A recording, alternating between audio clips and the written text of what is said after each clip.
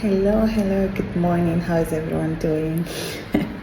It's been a while, but as usual, I'm here to check on everyone and to give you some nice updates. So, today is like a quick recap. Actually, the weather has been changing. It's a little bit cold outside and raining and just starting off. So, it's a bit quiet. So, the season is getting more quiet in Malta. We're getting to the low season. I think this will be the last of the month where business is on the peak for the hospitality and tourism industry. As already like today it was heavily raining in the morning, like just to get to work was a bit hectic.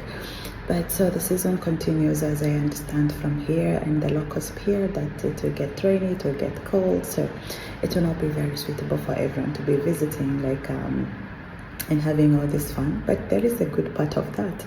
It's the Christmas in the cold season. I am really looking forward to that. I don't know if everyone else is excited to have that experience. I always dreamt of having like a Christmas on the snow.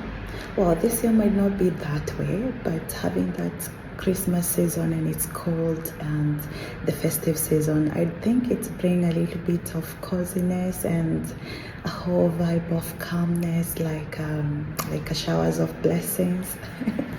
So anyway, I'm still excited for this season for myself. Sorry to everyone else who is feeling like, when you're used to your own country weather, maybe other people are enjoying it more than you do. So anyway, so far I'm enjoying it, though it's a bit tight how to get to navigate to come to work when it's raining and walk around and get your groceries done. But I think I'm having fun with it.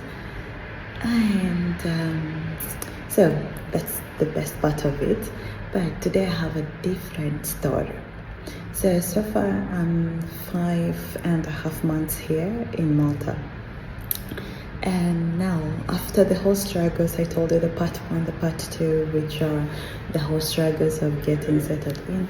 So, some of the good things that have been happening here, and I have really noticed that now that we're done with the hard part of settling in, and it's all done, took you through that journey. So, let me tell you about the good part now. So, once you get to be like, once you move to this side of Europe, you get a Schengen visa. Of course, it allows you to visit like 28 countries. So I have a long bucket list and I'm looking for a travel buddy, by the way. So you can join me. We keep on exploring around. So that's one of the easiest things that I found the best of the benefit of being here. And also in Europe, the working hours are very flexible. So at least you work 8 hours. And most of the places they pay you per hour, and even if you're not maybe being paid per hour, there is those packages where it's a full-time job and you're given a good package for it, at least. And the best thing about being paid per hour instead of just having like a salary fixed at the end of the month is that anytime you go extra 1 hour, it will be accounted for. And they have to give an explanation or you have to be compensated for it. So it's always good to be on the timing out, like every second is valued, So I feel that's a better way of paying per hour than having people being paid like a whole summation, because every day is not the same. Some days you're very busy, some days you're not so very busy. So but in case it's very busy and they need an extra hand, they also be able to account for that for you. So that's one system I love it here. And also when there is extra the part-time jobs, there are so many available. You can always find yourself doing the part-time job.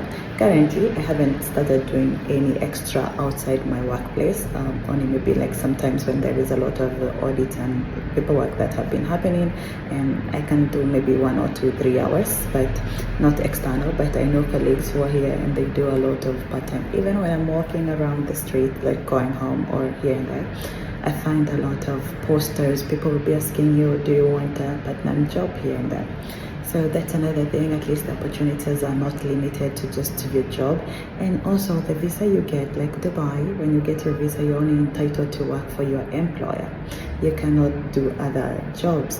But here, your visa is just yourself. So as long as you have your own main job, and then you can do other jobs, there is no one who will restrict you to just your company alone. So you a free person. You can explore and do as much as you can according to, of course, your skills and how you want to, your targets.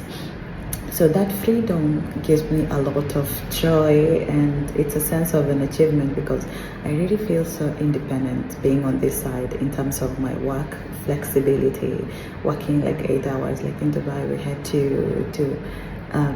had to work like maybe 10.5 hours for me to get like a 2 days off. But here it's automatic, 8 hours, and then you get your 2 days off. Anything extra than that, it has to be like counted like an extra job.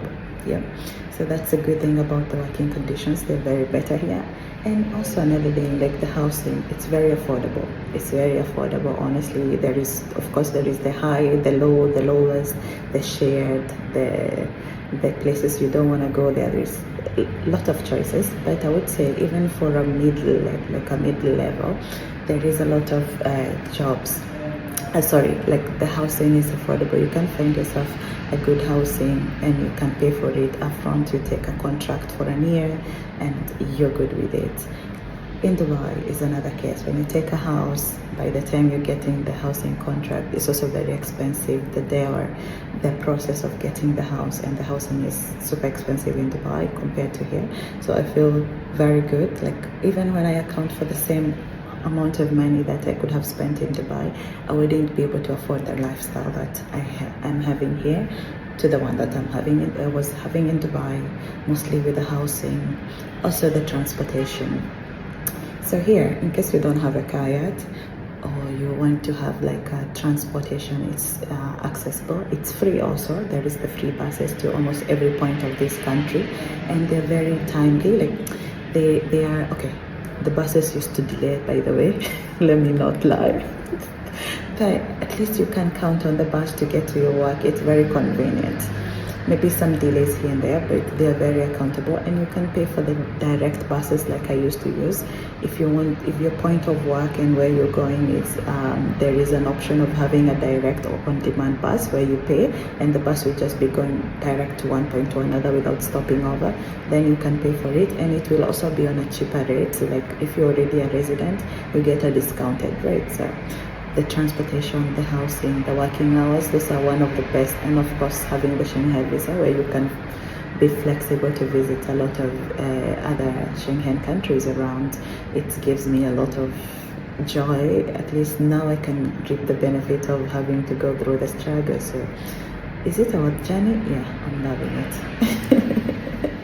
So I'm looking for someone who wanna go for this journey and travel. So hit me up in the link box and comment some of the good places and the countries within the Schengen that you have visited or you have explored or you're looking forward to. And anyone who wanna link up and we go on a travel, please hit me up on the comment box and give the thumbs up to this video, and I'll see you in the next one.